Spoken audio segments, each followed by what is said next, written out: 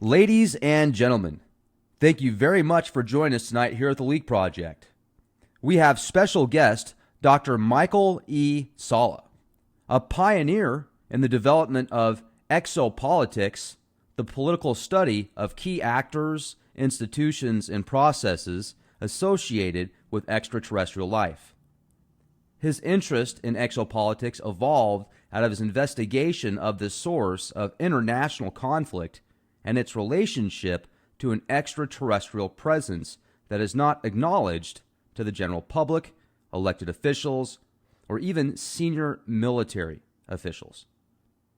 Internationally renowned scholar in politics, conflict resolution, author, researcher, lecturer, and key figure for the disclosure movement, Dr. Salla has published several groundbreaking books and articles discussing exopolitics, implications of the extraterrestrial presence, exposing U.S. government policies on extraterrestrial life, galactic diplomacy, getting to yes with ET, Kennedy's last stand, Eisenhower, UFOs, MJ-12, and JFK's assassination, and his most recent work, Insiders Reveal Secret Space Programs and Extraterrestrial Alliances.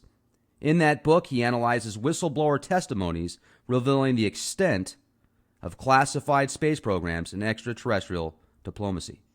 Check out Dr. Salla's work at www.exopolitics.org. Michael, thank you so much for joining us tonight here at the Leak Project. How's it going? Thanks, Rex. I'm glad to be here. Hey, it's a pleasure to have you. I've been following your work now for some time. You've been a real key figure in the disclosure movement now for years, and you certainly have led a very fascinating life. Now, I gave a pretty good introduction about the work that you do and the books that you've authored, but for those that haven't had an opportunity to learn about you before and follow your work, just give us a quick idea on who you are and essentially how you became such an expert in these topics. Sure, Rex. I was a professor of international politics with a specialty in international conflict. And in 2001, when I held a full-time appointment at American University in Washington, D.C., I watched the Disclosure Project press conference that had been organized by Dr. Stephen Greer, where there were 21 whistleblowers revealing what they knew about a cover-up of extraterrestrial life.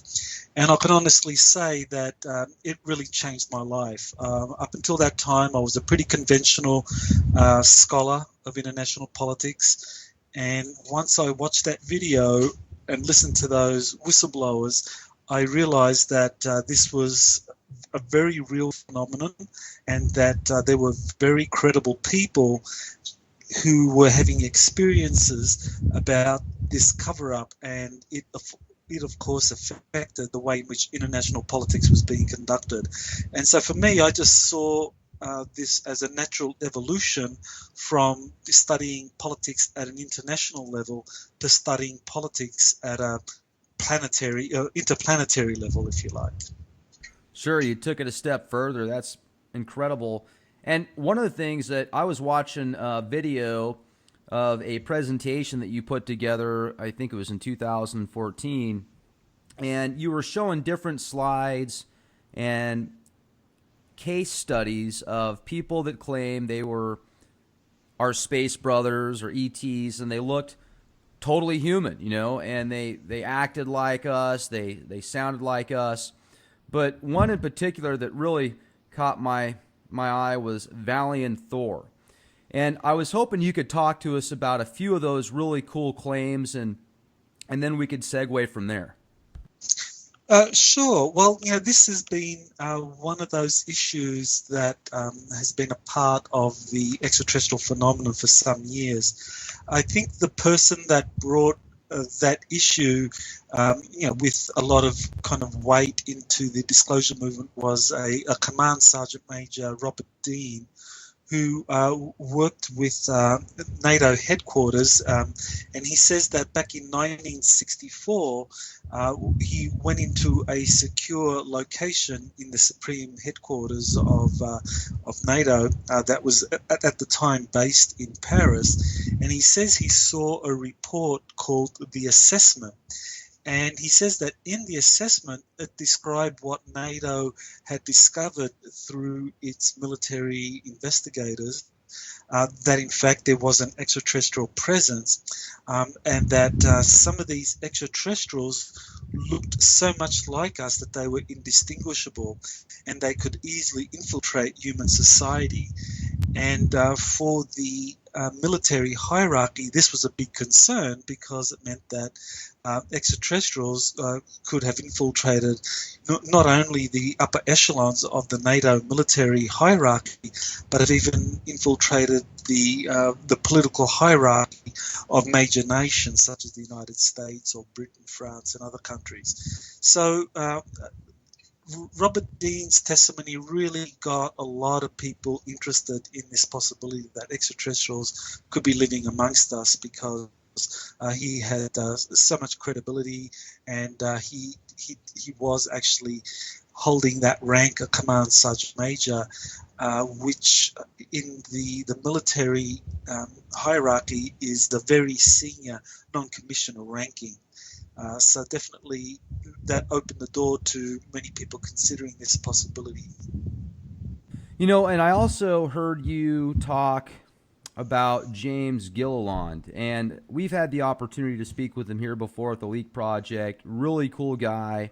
I've definitely got to get out to his ranch and video record some of the just amazing phenomenons that take place out there. But could you tell us a little bit about the experience you had out there? Sure. Well, I went out there in 2006. I attended one of his conferences as a presenter, and then he had these nightly sky watchings, and I stayed there for a few days after the event, and it was frankly very impressive. I mean, what we were seeing in the sky were these lights that would travel across the sky, and James would do these intention experiments where he said, well, everyone send a thought to that light, and let's see what happens. And so as people did that, many of these lights would just kind of like pulse very, very brightly, and it seemed to be in some way connected to people's thoughts. So that was very impressive, because it seemed that whatever it was that was piloting that craft could somehow monitor human consciousness and respond to that.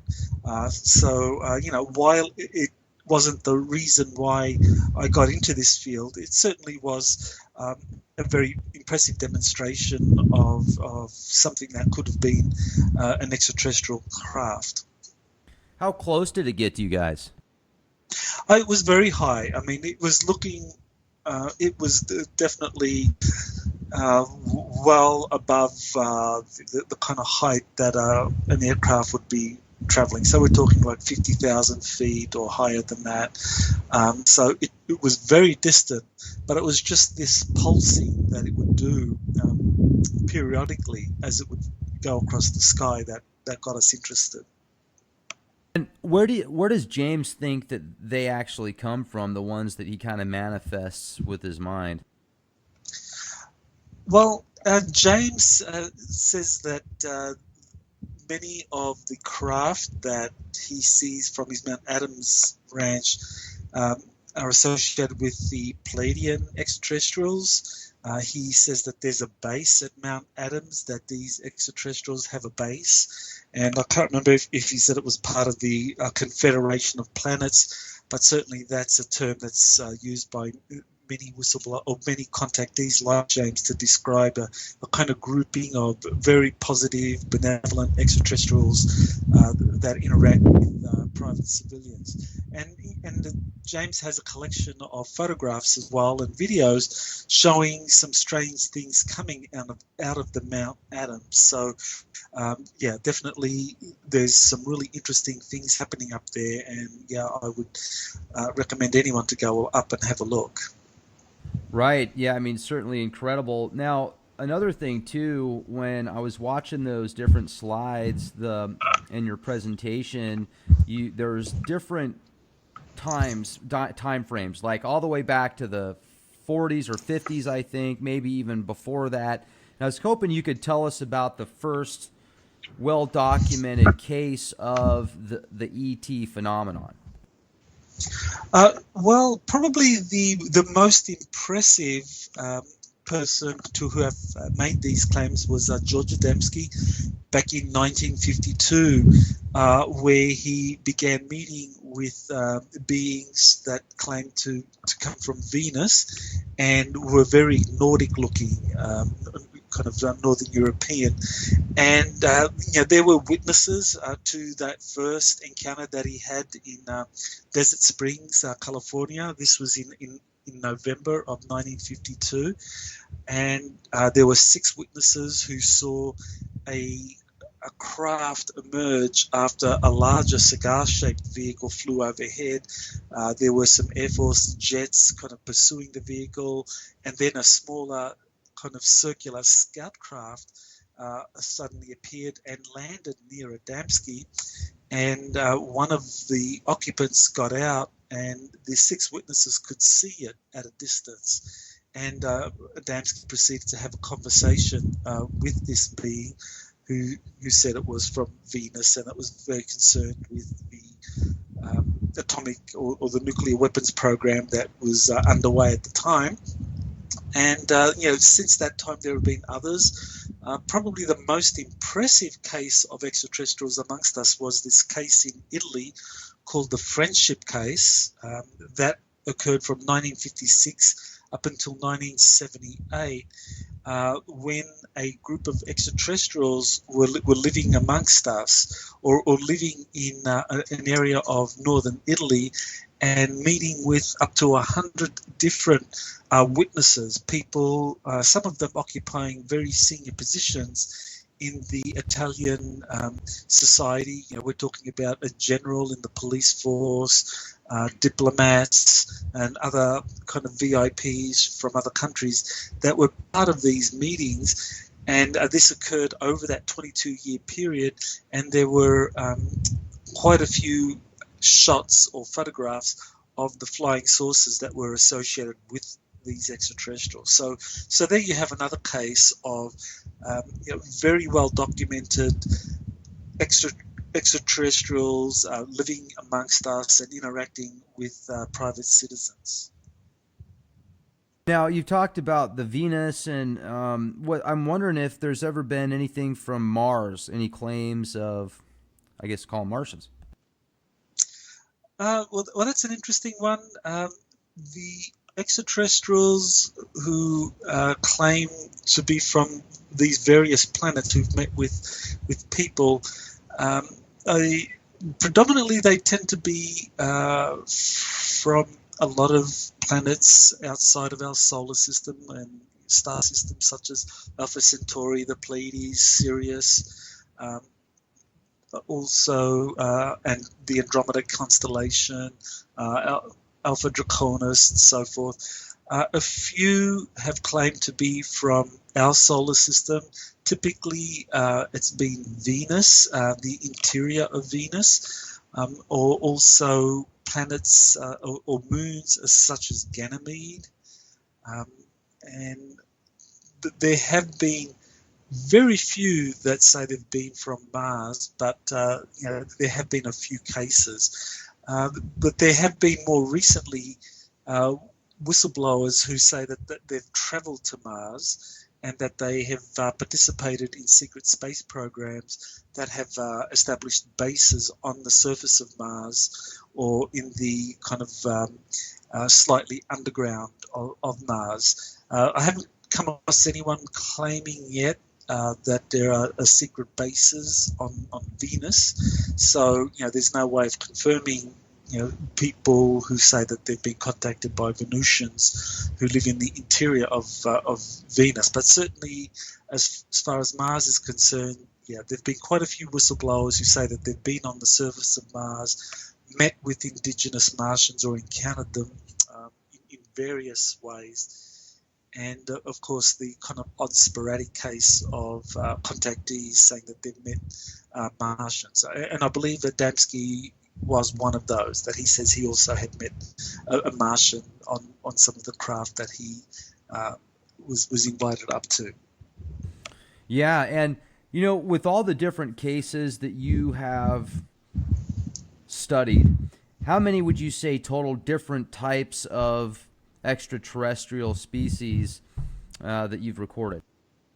Oh, that's a good question. What I did was I put together a fairly lengthy analysis of all of the contactee claims regarding different extraterrestrial civilizations, and I cross-referenced them. And when I found that there were at least 2 independent witnesses talking about their interaction with these extraterrestrials, I would include them in my database. And so eventually I came up with a listing of basically 20 different extraterrestrial civilizations that were interacting with humanity. Typically there were 3 or 4 witnesses, people who claimed that they have had contact with these extraterrestrials, and it seemed to be a very significant pattern.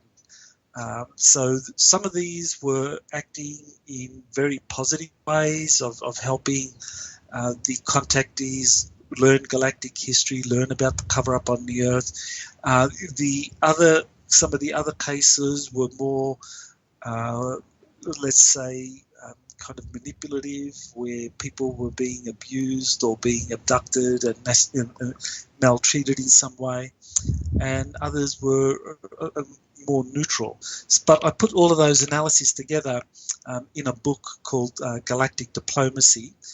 So it's those 20 different extraterrestrial civilizations are examined in depth there, and it's also a fairly lengthy article on my website. If people go to the recommended reading, they'll find that article, which deals with not quite as many. I think it was about 17 or so at the time that I examined. So if we were to look at some of the more unique species, did some of the descriptions of not only the physical characteristics but different abilities come into play? And if they did, could you describe to us some of the more, were they all human looking, or did they have different body types and, eyeballs, etc.? Well, the positive examples of contact were pretty consistent in describing human-looking extraterrestrials. Some of them were quite tall. We say 7, 8, even 9 feet. Some of them had different skin coloring. For example, one of my favorites is Alex Collier, who I got to meet a few times, and he showed me where he had his contact experiences, and so I've worked with him closely over the years. In his case, he says that he met with a group of beings from the Andromeda constellation, and that one of the beings he described as approximately 8, 9 feet, but had blue skin. It was humanoid or human-looking in every other way. He was bald, but just blue skin. Others, Dr. Manhattan. Dr. Manhattan. I don't know if you've seen that movie or not, The Watchmen. Dr. Manhattan is the blue guy. Oh, okay. No, I haven't watched that, but definitely that's what Alex says he described. Others have described very Nordic-looking extraterrestrials, as I mentioned, George Adamski, and even the Italian UFO case. They also describe very human-looking extraterrestrials interacting with us. And then you have the kind of reptilian-looking races. They've been described variously as draconian reptilians or indigenous reptilians to the Earth. The main difference between them is that the draconians come in very different sizes, that they have a kind of a warrior caste, which is about 8, 9 feet, very powerful, kind of humanoids, with predominantly reptilian features and brown scales and so forth. The larger ones amongst them have kind of vestigial wings, and they're about 16 feet tall, very powerful psychically. They could kind of look through you with their eyes. That's they have this powerful psychic ability. Other reptilians are kind of around 7 foot tall. They're indigenous to the Earth. They've been here for a very long time. Then there are the grey extraterrestrials. These are kind of like your classic 3 foot, 4 foot tall greys who have the big black eyes, the very expanded skull, kind of small body but long arms, thin feet, so thin legs. And then you have another group, the praying mantis type beings. These are insectoids. They can also be very tall, 7 foot, 8 foot, and they really look like a praying mantis. They are a highly evolved extraterrestrial race. And finally, there's another group which are called the tall greys. They're about 6 feet, 7 feet tall. They look like a hybrid between the smaller 3 foot, 4 foot greys and Nordic humans. They seem to be a hybrid of those two, having characteristics of both. And they seem to be a kind of diplomatic caste of the grey species. Now, you've mentioned a lot of different, so I'm trying to figure out if they all kind of work together, if there's a hierarchy, and the 16-foot draconian type entities are the ones that are kind of the generals and the overall archetype of the Galactic Federation that you're discussing. Could you get into detail on that? Yeah, sure. There seems to be... as far as the extraterrestrials who are directly interacting with humanity, there seems to be two major groupings. One is the kind of human-looking extraterrestrials who tend to be very positive. They are described as belonging to some different organizations. One, typically it's called, say, the Confederation of Planets. Another version is called the Alliance of Planets, and they just, while they cooperate in many ways, they have very different political philosophies. The way in which I would describe it would be kind of like the way in which the United States differs from, say, Northern European nations when it comes to kind of like trouble spots around the planet. So, in cases where there's kind of like a breakdown of society, the United States and Britain tends to be more interventionist and get involved, whereas kind of Northern European countries tend to be more non-interventionist and want to be kind of more involved in peacekeeping operations to help rebuild a society. So it seems that these human-looking extraterrestrials tend to fit into those different kind of political alliances, one being more interventionist than the other. The other broad grouping involves these kind of non-human looking extraterrestrial groups that I mentioned. The Draconians definitely are the kind of high up there in terms of being the leaders of that, in terms of being the generals. These 16-foot tall Draconians tend to be in command. But also the praying mantis beings tend to have a lot of influence as well from behind the scenes. Now, Betty and Barney Hill, one of the more famous cases of abduction, they even had physical evidence of some type of extraterrestrial substance on their clothes or whatever. I had an opportunity to speak to their niece, Kathleen Martin, or great niece, super nice gal. She's a she works with MUFON. She's got a really cool position with them. And, she talked about how they saw this mantis type ET, and it was from I think the Zeta Reticuli constellation. Do you have any verification on that? Have you found other parallels to that also? Yes, as you mentioned, that was the first kind of abduction case that came to the attention of researchers back in 1961, as I recall. Having done a kind of a little bit of research into that, it seems that there were kind of mixed accounts as to who they met. Um, it seemed that at one point it was a kind of a grey-looking extraterrestrial race, and then there were mention of kind of human-looking extraterrestrials. So I am not convinced in that case that it's quite clear exactly who it was that they were meeting, what grouping. I remember, for example, that Barney Hill said something about some of that the extraterrestrials they met wore these black leather jackets and looked like Nazis, which at the time, many researchers thought was ridiculous. But given my more recent research, I think that in fact that may have been probably an accurate description of what they were meeting, and maybe at that time, these kind of space Nazis were cooperating with other extraterrestrial races such as the Greys.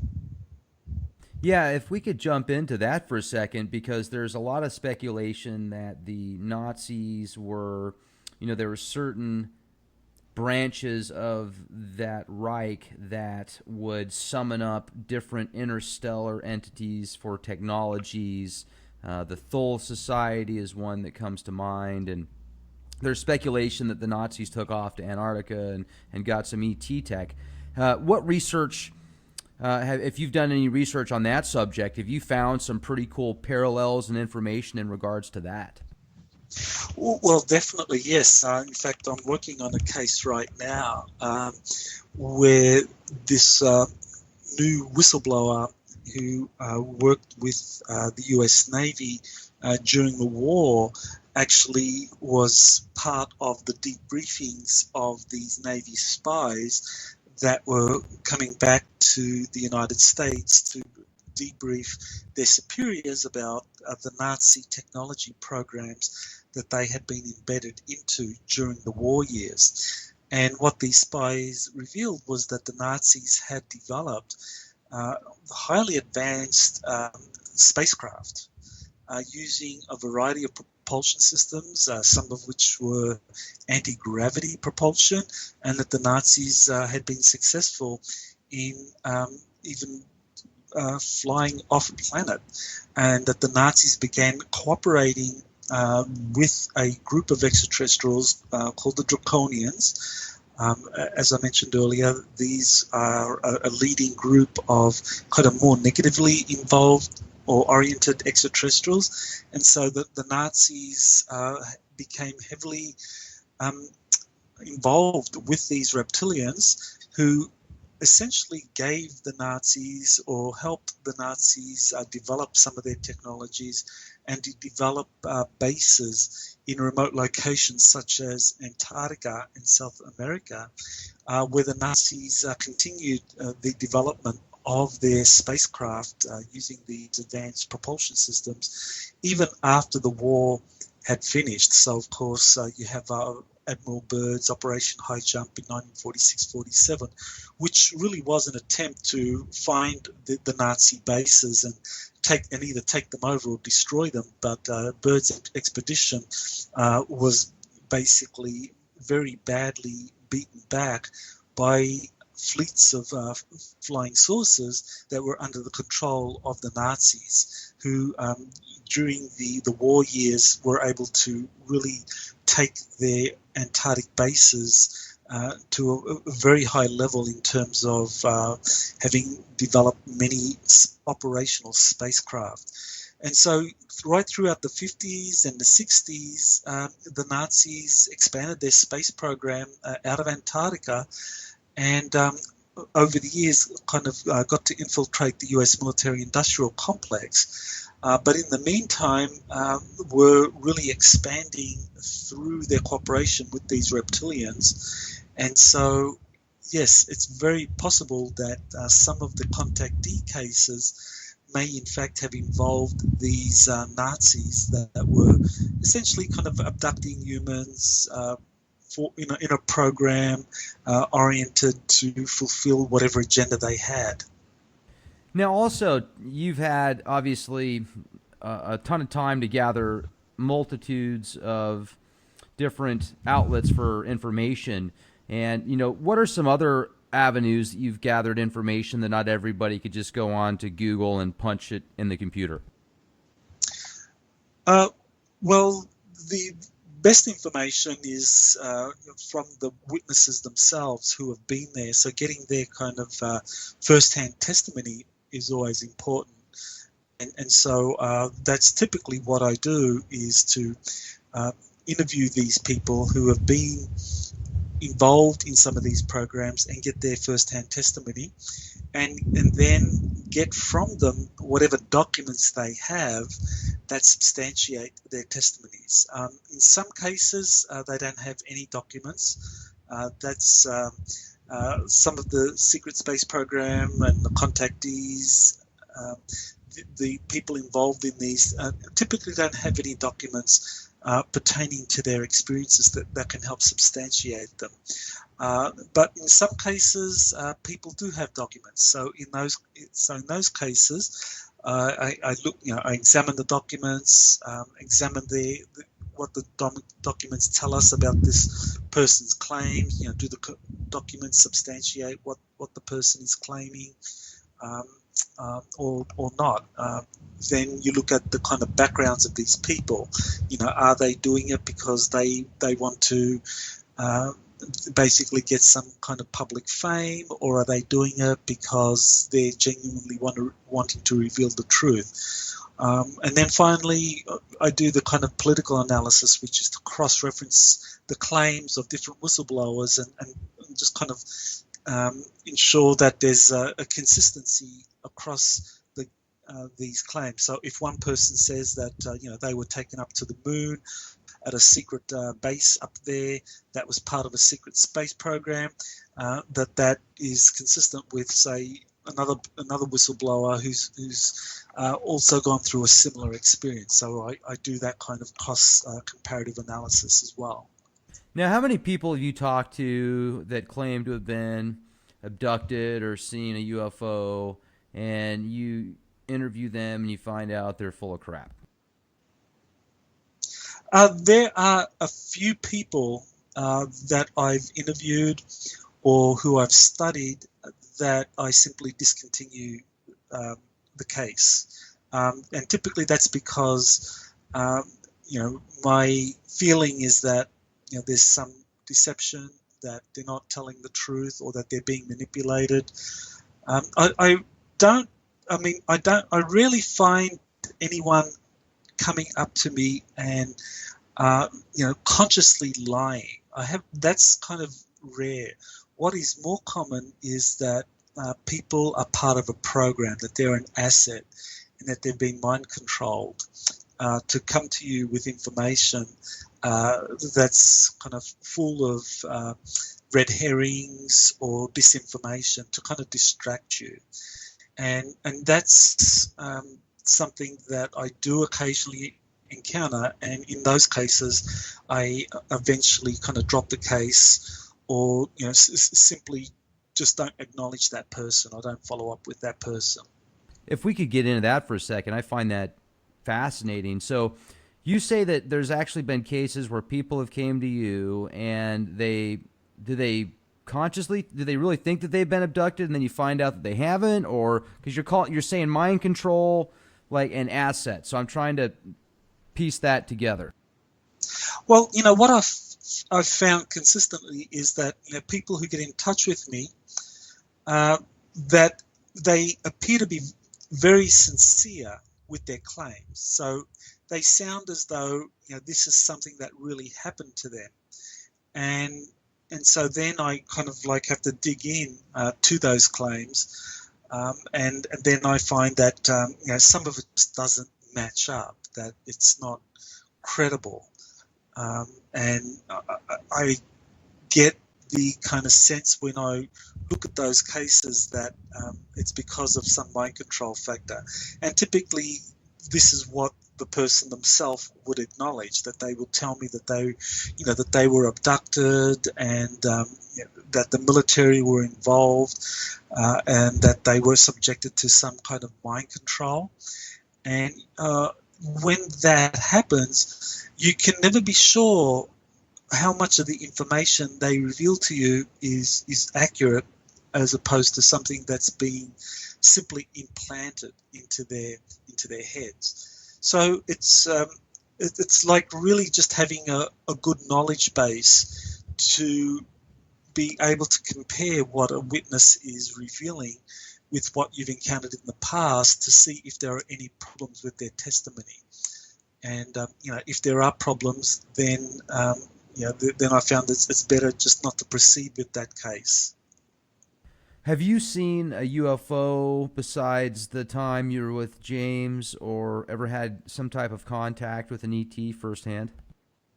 I've seen other UFOs kind of similar to what I saw up at Mount Adams. I've been to other kind of retreat locations where there have been contactees similar to James who have had experiences, and so I've been to, for example, to Bolivia, where I saw things happen there. I've been to Mount Shasta, again, similar things with another contactee. I've seen things here in Hawaii as well, kind of lights, but it's always been these distant lights that are at very high altitudes. We're talking 40, 50,000 feet or more. So definitely nothing definitive, nothing that, you look at that and you can say with 100% certainty, that's an extraterrestrial craft. They're things that, as I said, kind of pulse and that look like they might be extraterrestrial craft, but as I said, you can't be 100% conclusive. Now, with so much publicity, and when I say, so many opportunities to video record something with your cell phone, it's pretty easy to pick something up in the sky nowadays if you just look up there, if there's actually something there. So there's a lot of stuff on YouTube and LiveLink, and you can Google things and look on the web for UFO video footage, and I've seen some pretty cool stuff. But there's always that maybe. There's never been something that's came out that's made me say, wow, that is without a shadow of a doubt an extraterrestrial. I wonder what force keeps that from the public. I mean, because whatever it is, it's at a global scale. So with the research you've done, Michael, who do you think keeps all of that stuff? Because somebody's got to get it once in a while. I mean, somebody's got to pick up one of those gems on their cell phone, and then all of a sudden they get a visit by somebody or something, and then, poof, it's gone. What's your thoughts on that? Well, I know that psychological warfare has been a very important part of the cover-up since the early 1950s, and that all types of media have been manipulated to try and basically sow a lot of confusion when it comes to the topic of UFOs. And I know that there have been many really clear-looking UFOs that have made their way to YouTube in the form of people claiming that they saw these UFOs, and they turn out to be CGI hoaxes. Now, I think that some of that, or maybe a lot of that, is probably because it is part of a kind of psychological warfare program to kind of like just discredit any serious study of the phenomenon by just kind of flooding the public with these hoaxed UFO cases. In the early days, in the 1940s and 50s, when you didn't have programs such as Adobe Photoshop or CGI special effect programs, it was much harder to kind of manipulate photos. And so some of those older photos and video going back to the 50s and 60s, they're probably even now still the most impressive photos that concern UFOs and extraterrestrial life.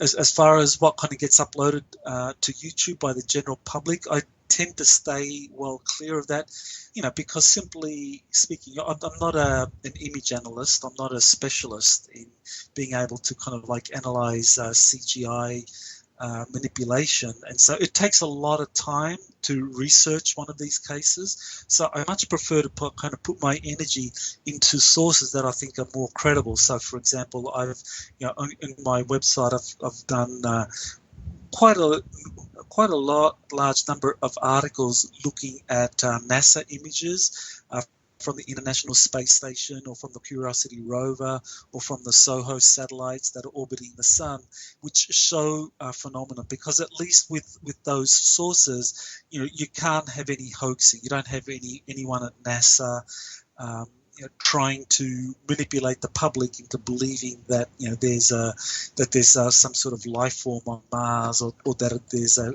kind of a spacecraft visiting the International Space Station. So those are cases that I think are much more legitimate, and some of them are pretty compelling. There was one in January of 2014 which showed a kind of a dart-shaped craft docked with the International Space Station. And that's one of my favorites, because it's so clear that this is something docked with the International Space Station, but NASA never really tried to explain it, or NASA hasn't explained it even to this day. But it's a very clear case, I think, of a spacecraft docking with the ISS. Then you have some other kind of NASA images, like there's the famous STS-48 film footage of a UFO leaving the Earth's orbit, and then some kind of directed energy weapon is focused on it from the Earth, and then this kind of UFO makes a right angle turn. So that's a very clear demonstration by the live streaming out of that was the space shuttle's camera system, showing a UFO being targeted by an Earth-based directed energy system that had to take evasive action. I do remember this video that I saw last year of it was your typical flying disc UFO, and there was like this window, and in the cockpit you could see it looked like it looked kind of like these two gray type aliens bouncing around in there. Have you seen that video footage? You know what I'm referring to? I'm not sure if that's... It was in like Turkey, or not Turkey, or okay. It was a professor somewhere in Europe or the Middle East approximately. Yes, I know the one. That's Turkey. Yes, I've actually spent a little time kind of looking through that case, and I found that to be very compelling. Very credible people have been involved in analysing that Turkey UFO case. And I know one of my colleagues, Dr. Roger Lear, was involved in that case, as well as a Turkish UFO researcher that I'm very familiar with. And so, yes, that's one case that I think is very credible, showing what appears to be some one or two extraterrestrials in the cockpit of some flying saucer craft. I mean, that one's almost too good to be true. If it is legit, I find that one fascinating. And there's so much speculation about where the Greys actually come from, if they're just clones, if they're biosuits, if they're evolved humans for millions of years from now, that their bodies got frail and their heads got really big because they were more of a sponge for knowledge. And that's kind of what James says about the Greys, is they don't really care much about I guess you could say imagination anymore. It's more just knowledge and obtaining information, kind of like the Borg, I guess, plugging it into the mainframe. So, I mean, do you think that the Greys and these reptilians are, you talk about some of them being from Earth, but you think some of them come from other planets, or do you believe in interdimensional type entities? I mean, where has your research led you? Well, I think the whole idea of different dimensions is an important one to consider. Mainstream scientists actually are now accepting that there could be as many as 11 different dimensions. And I know with Michio Kaku, with string theory, that's compatible with this idea that there can be 11 different dimensions. And I think that's probably a very close to the mark, because some of these extraterrestrial craft don't appear to be coming from a location in space. When they just suddenly materialize. So that would suggest that they're kind of coming through a different dimension or a different time portal, which would explain why it is that, 1 second they're there and another second they're gone. So I think that there is such a thing as interdimensional travel, as well as temporal travel, that is time travel, as well, of course, as the kind of more conventional space travel that we're all familiar with, where different types of propulsion, take you from one point in space-time to another point in space-time. Yeah, folding those dimensions and just cutting through the center of it. Now, the influence that ETs have in our everyday life, politics, the Department of Defense, education, media, entertainment, sports.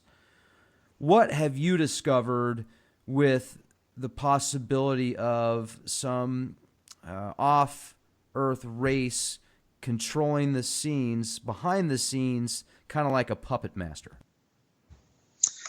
I think that there is a lot of kind of control and manipulation of the Earth. I don't know whether you need to kind of like point to some sort of extraterrestrial influence, because we have a lot of very powerful secret societies on Earth, and that these societies go back thousands of years, and they tend to use kind of like occult forces, things such as black magic, satanic rituals, and so forth, that they use to kind of like manipulate people and to exert control over the population. I think that in our kind of modern day and age, it's very clear that, at least in the United States, that we really live in a corporatocracy. The corporations really run the United States. And that these corporations in themselves, there have been studies done, and that these studies show that out of the many thousands or tens of thousands of major corporations around the planet, ultimate control of these corporations comes down to kind of like less than 100 families. And I think that's where you get the idea of the Illuminati, the cabal. These are people with kind of like ancient bloodlines, or come from these kind of like aristocratic families, and that they have great wealth, great influence, and they're associated with these secret societies. What's very significant is that they do ally themselves with extraterrestrial groups, some of the more negative extraterrestrial groups that I was mentioning earlier, like the reptilians, or in particular the draconians, and some of these insectoid races.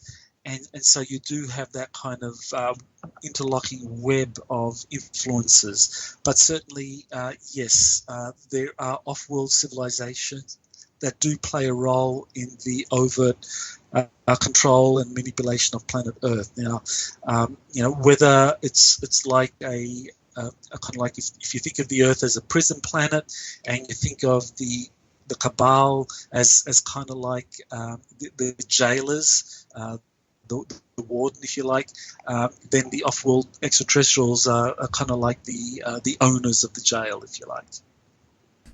Yeah, the owners of the jail. It does seem more and more like this planet, as amazing and beautiful as it is, could turn into a prison-type planet with the technologies that are available depending on who gets access to the computer screen and the buttons to push.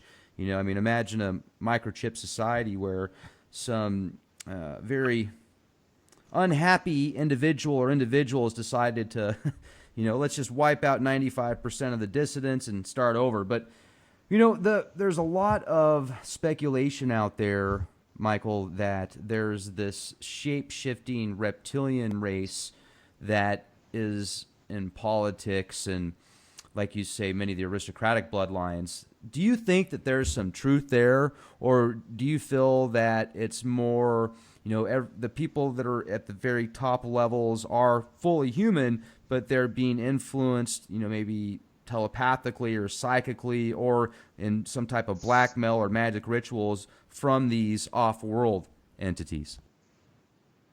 I think it tends to be more of the latter. Now, I know David Icke's books are very popular in terms of, like the British royals and other kind of leading personalities are really reptilian shapeshifters. I don't agree with that. I think what's really going on is that we do have reptilians that kind of interact with humanity and that live amongst us, but that they use technology and mind control to hide themselves. So they tend to be more behind the scenes.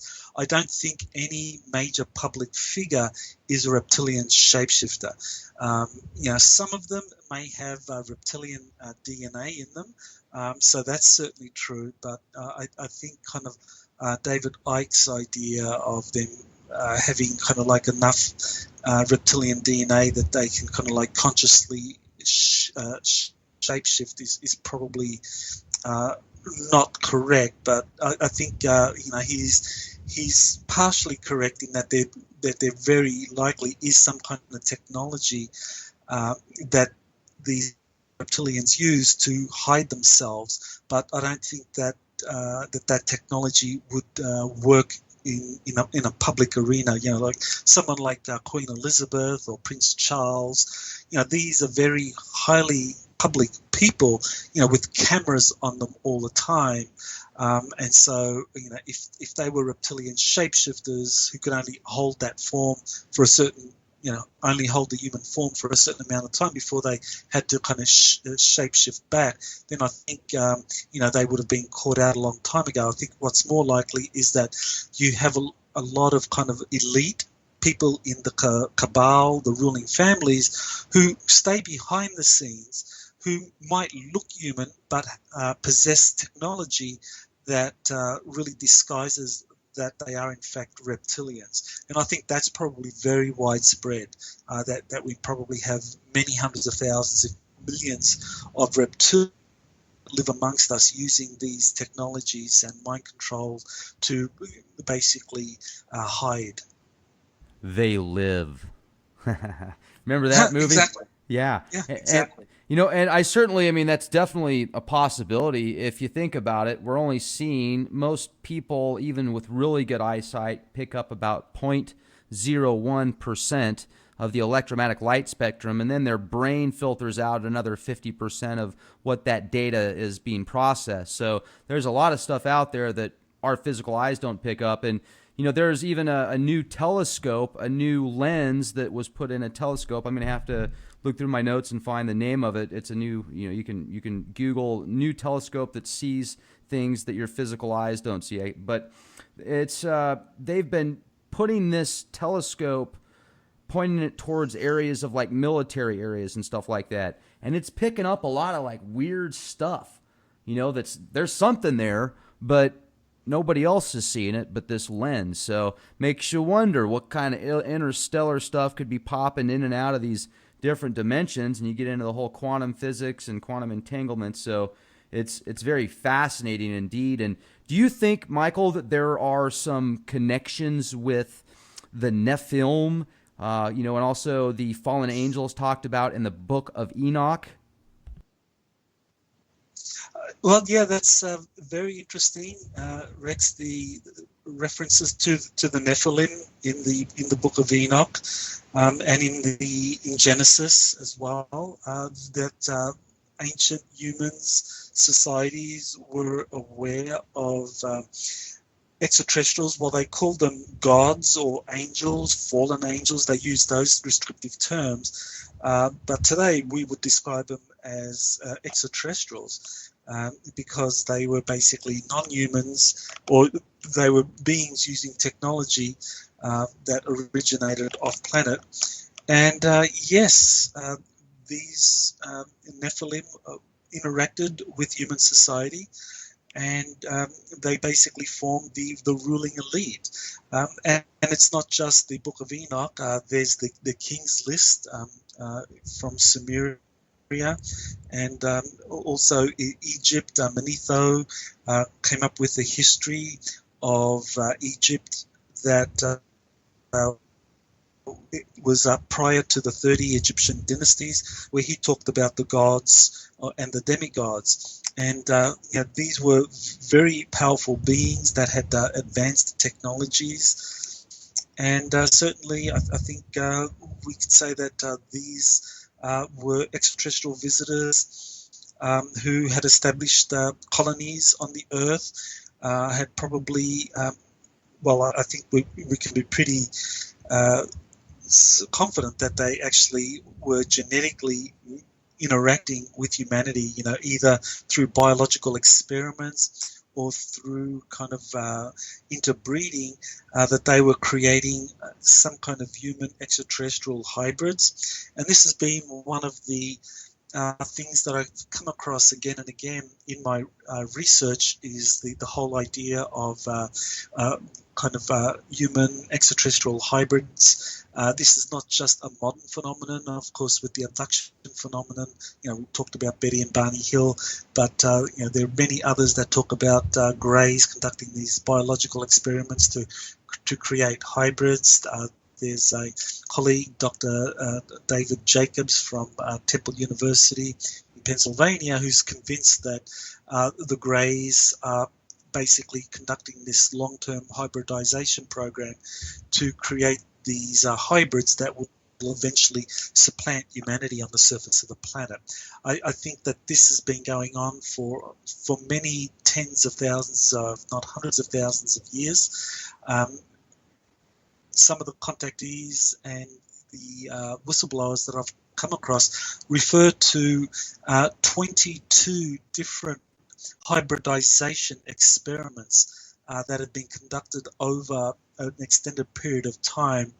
And I think that's pretty consistent with my own analysis. When I talked earlier about the 20 different extraterrestrial races that have been interacting with humanity, the bulk of those races are often involved in some kind of a hybridization experiment with humanity. So I think we probably can be reasonably confident that throughout human history, that somewhere in that range of around 20 different extraterrestrial civilizations have been genetically interacting with humanity to create all of the major racial groups on the surface.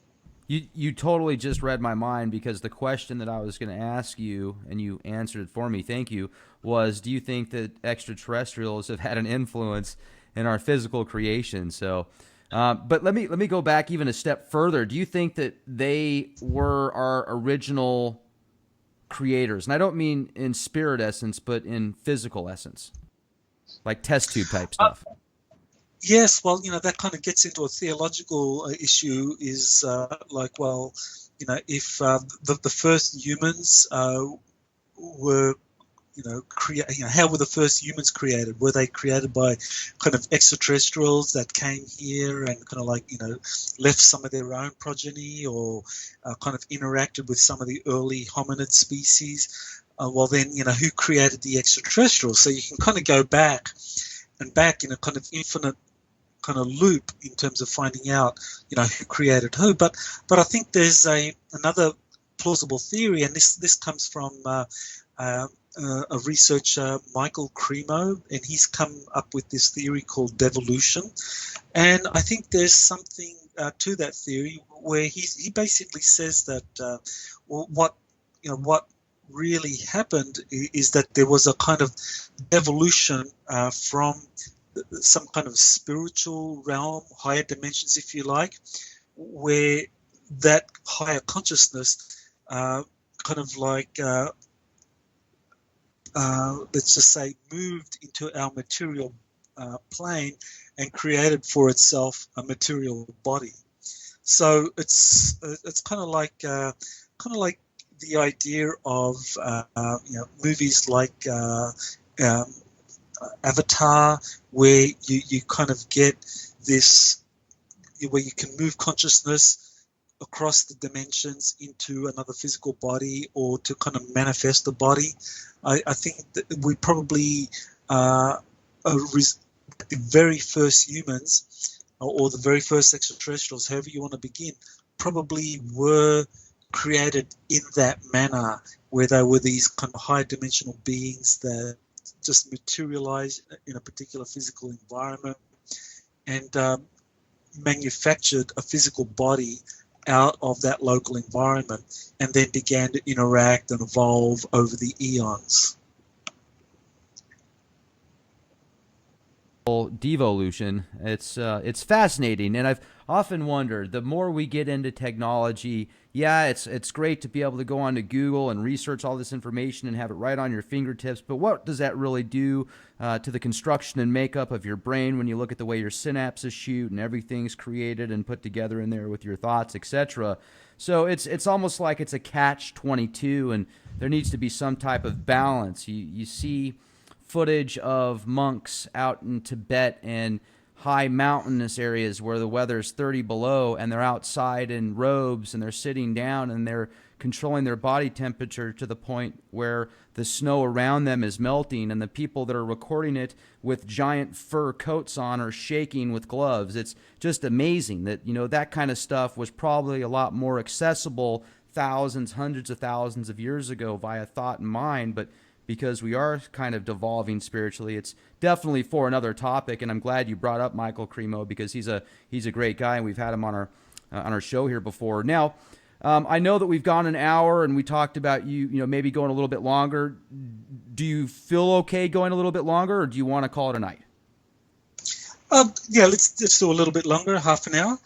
Fantastic. Yeah, really appreciate it, because you've got so much just awesome information. I really appreciate you letting me pick your brain here, and the audience is just enthralled with this information that you're bringing to the table. Now, we could also possibly jump into your Kennedy book on disclosure and the most recent work you came out with, the Secret Space Program, for the last 30 minutes that we have. Now, the media today is really, in my opinion, conditioning the masses to be frightened and scared to hell out of, from aliens. Oh my gosh, you've got Cloverfield, Independence Day, the new Independence Day that's coming out. The majority of the movies out now portray extraterrestrials as this violent race of entities that want to just destroy Earth and blow everything up. And I think all the way back into the 80s and the late 70s. I'm 38, so I didn't have a chance to watch much when I was 1, 2, and 3 years old, but I do remember Star Wars. And it seemed like the extraterrestrial presence was pretty cool. You've got E.T. and Alf, and a lot of the sitcoms and shows were portraying the extraterrestrial presence as cool, as happy, and good people. And now it's like, oh, they're going to kill you, they're going to shoot you with a laser beam, they're going to blow everybody up, and they're going to eat you next. So why do you think the media is doing that? I think there's definitely a psychological conditioning that's been going on for a long time. I know that one of the things that would make it a lot easier for those that have been running these secret space programs, that have been kind of managing the extraterrestrial projects behind the scene, is that if the day comes when a lot of this has to be disclosed, that it's done in a way that maintains much of the national security apparatus. So, in other words, people will say that these beings are very dangerous, and that it's good that the military intelligence community is looking after it, and because so much of the military intelligence community is opaque in the way it operates, then basically it would be more or less giving the military intelligence community carte blanche in managing the kind of extraterrestrial issues that would be arising. And so I think that's probably a major reason why people are being very heavily conditioned to believe that extraterrestrials are a threat, because all you need to do is not even kind of like convince people that they are a, a dire threat to humanity, but at the very least present them as an enigma, as something that could turn on you in a way that could lead to very unhealthy results. And so then we would want the military intelligence community to play an important role in managing that presence. We would want the military industrial complex to kind of like build more powerful spacecraft and weapon system in case we needed that. So basically it would this kind of conditioning, this psychological conditioning to get us to buy into extraterrestrials are dangerous, enigmatic, and kind of capable of eating us.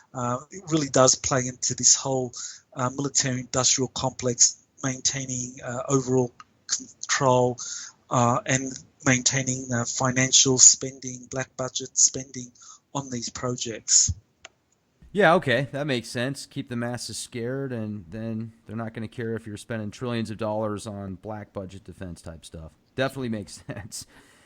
So let's get into the book Kennedy's Last Stand: Eisenhower, UFOs, MJ-12, and JFK's assassination. What did you compile together in that book?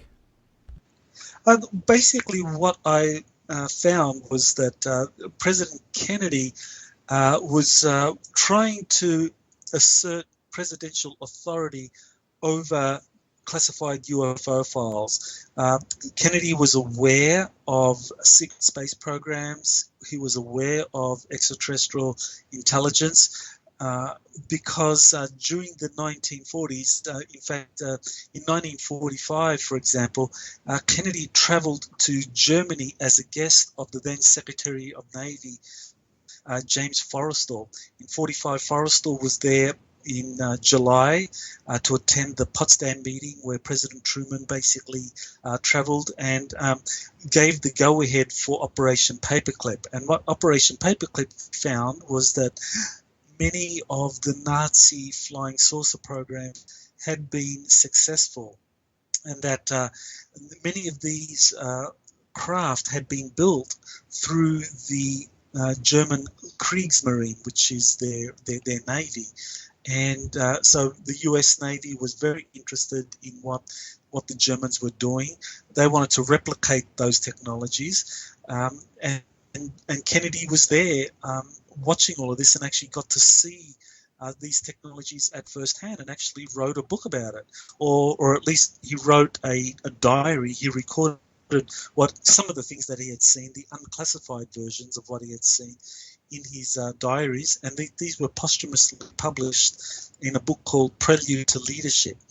And so what that book basically helps substantiate is that Kennedy was very aware of advanced German technologies, and that right throughout the 40s and 50s, these advanced German technologies were being developed in various US facilities, and that various spacecraft, anti-gravity vehicles, programs involving extraterrestrial life were moving forward, and that during the 1950s, ultimate authority over these programs slipped out of the hands of the executive branch of government.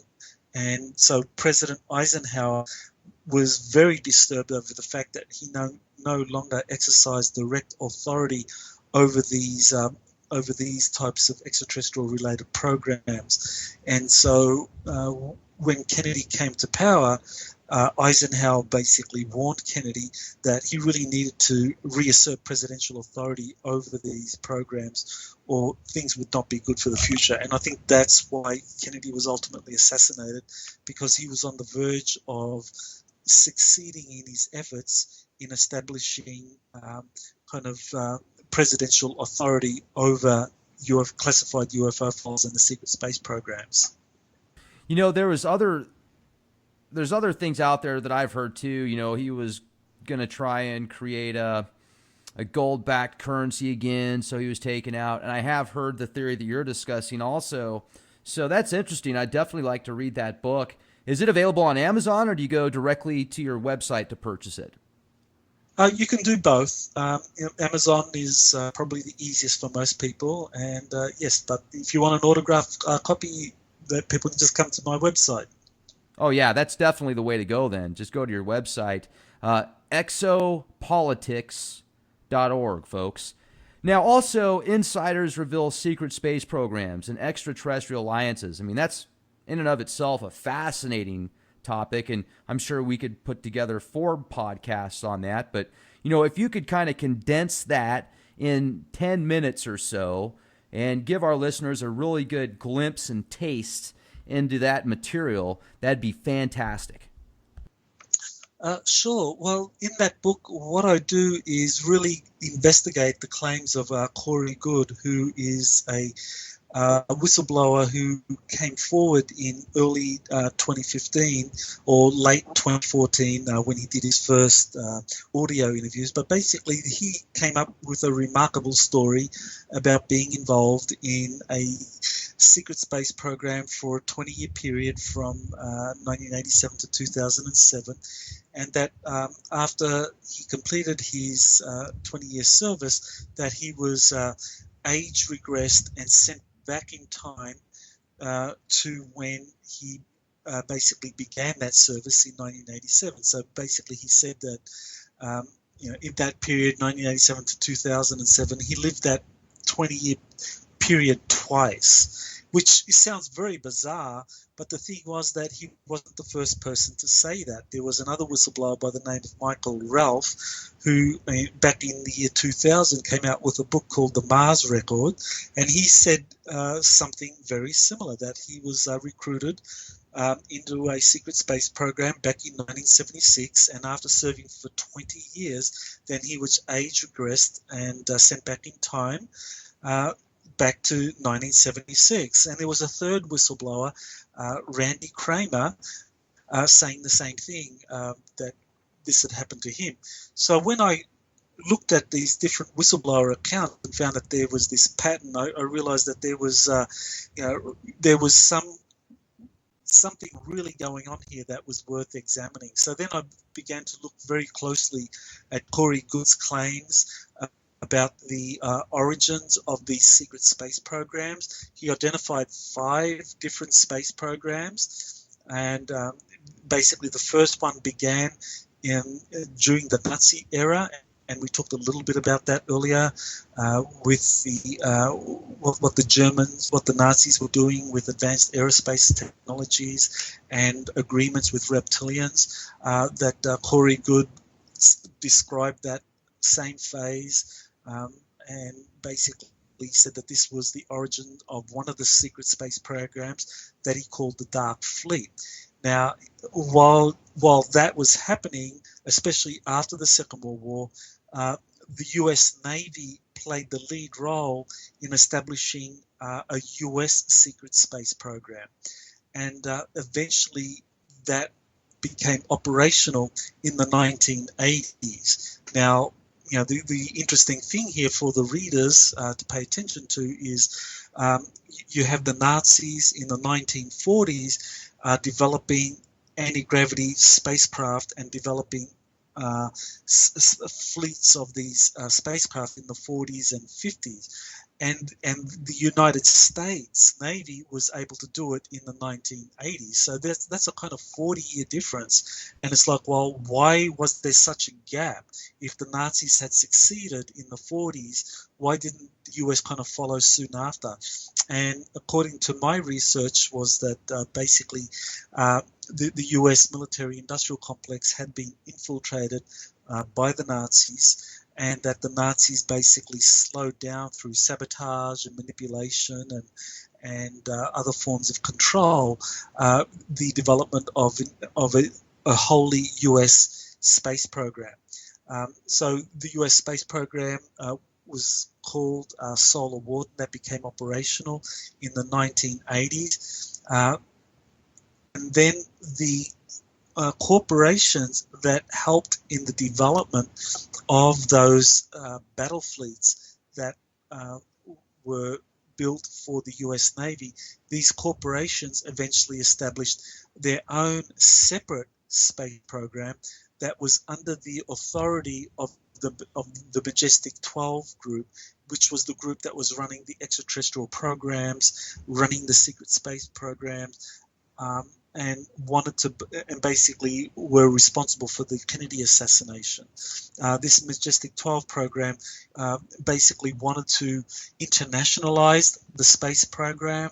They wanted to kind of go outside of the US Constitution and basically sideline the US Navy and the program that it was created. So you had this third program, and according to Corey Goode, this was called the Interplanetary Corporate Conglomerate. And this very quickly became a very powerful space program, because the corporations were the entities that were building the spacecraft that were eventually being purchased by the US Navy as part of the Solar Warden program.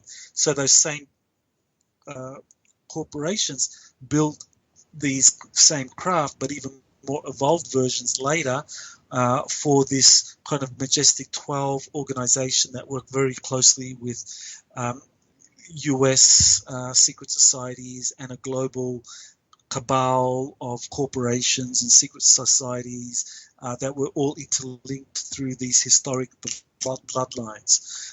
So that's the third secret space program, and that became operational in the late 1980s. And then in the early 1990s, there was a fourth secret space program called the Galactic League, the Global Galactic League of Nations, according to Corey Goode. And and I examined these claims in terms of the end of the Cold War, what Ronald Reagan was doing in giving speeches, public speeches, basically saying that there was an extraterrestrial threat and that humanity needed to come together to deal with this extraterrestrial threat. And I believe that that is why this Global Galactic League of Nations was allowed to go forward, because there had been agreements reached at the United Nations for all the major nations to cooperate in building this secret space fleet. And one of the conditions for doing that would be to end the Cold War. And that was something that I examined as very plausible, given the conditions that led to the end of the Cold War and the events. So that, Corey Goode's theory there, or his claim, I felt was very consistent with geopolitical events as they occurred in the 1980s and 90s with the end of the Cold War. And then finally, you have this fifth secret space program that Corey Goode describes as special access programs. And this basically is a number of unacknowledged special access programs in the United States and other countries that are kind of working at a much smaller level, doing their own thing as far as advanced technologies that are relevant to the secret space program. So this fifth program is really a rubric of a lot of rogue entities that do all sorts of things. And so I gave examples in the book about how these rogue entities would operate.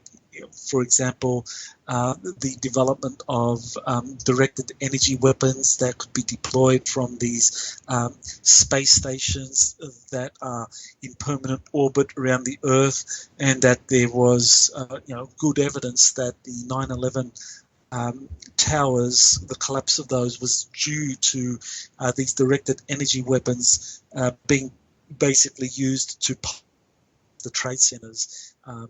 And so that was something that could help explain what happened. It wasn't the whole picture, but I think it was part of the kind of events leading to 9/11.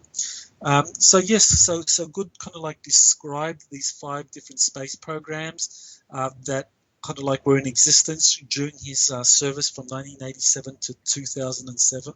And then Goode basically said that in 2011 there was a new actor or a new grouping of extraterrestrials coming into our solar system, which Good met. He met the representatives of these beings, and he called them the Sphere Being Alliance. That's the term that the secret space programs called these beings, and they had very powerful technologies. They had these enormous spheres, kind of planet-sized spheres, some of them as large as Jupiter, that were positioned in strategic points around the solar system, and that sometime around 2014, 2015,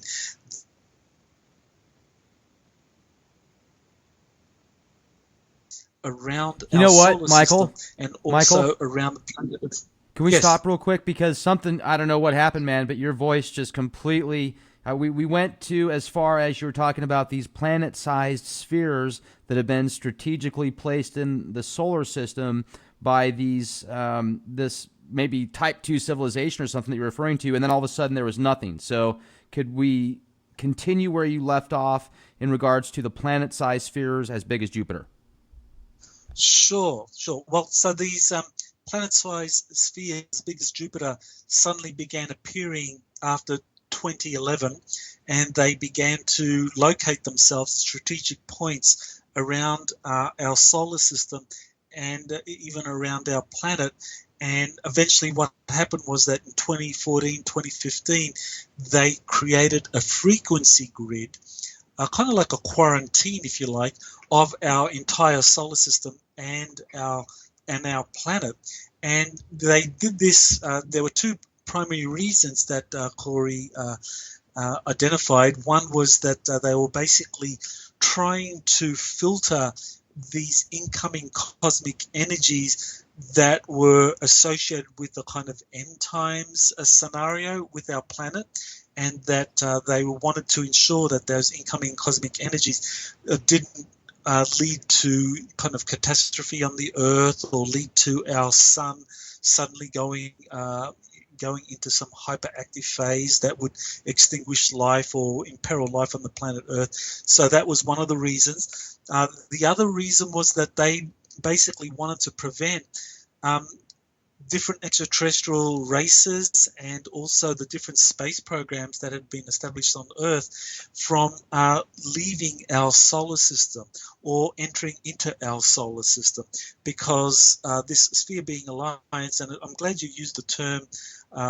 being a type 2 or type 3 civilization, because that seems to be exactly what they were, that these were really a type 3 civilization, and that they were establishing this kind of solar system-wide quarantine because they said that all of the type 1 and type 2 extraterrestrial civilizations that previously had been interacting with humanity, now they had to go through this kind of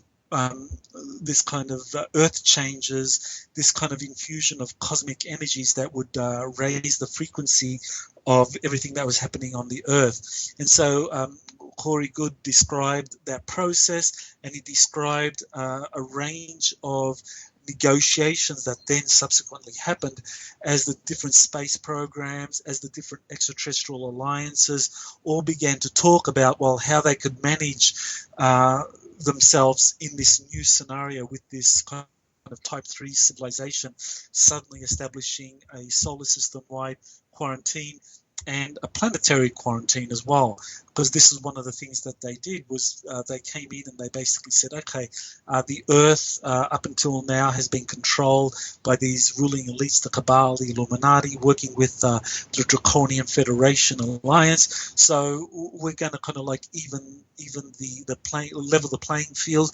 We're going to enable the Solar Warden program to have more powerful technologies, and we'll work with them so that they could kind of like establish a level playing field and create a kind of cold peace, if you like, so that the different actors could negotiate and work out some kind of long-term solution as everyone faced this kind of scenario of incoming cosmic energies. And ultimately, according to Corey, this would culminate in some kind of disclosure event. A disclosure event such as thousands of documents being released into the public arena, substantiating extraterrestrial visitation and also the existence of these secret space programs. And that after this disclosure event, then there would be something like this kind of end times ascension event that different groups have been talking about for decades now. Do you believe in Nibiru? That's very interesting. I think that there are many large planets in the Kuiper Belt that have kind of long-term orbits of around our solar system. If that's a very interesting question, given what Corey has very recently revealed, that Zecharia Sitchin, that much of his information was actually contrived.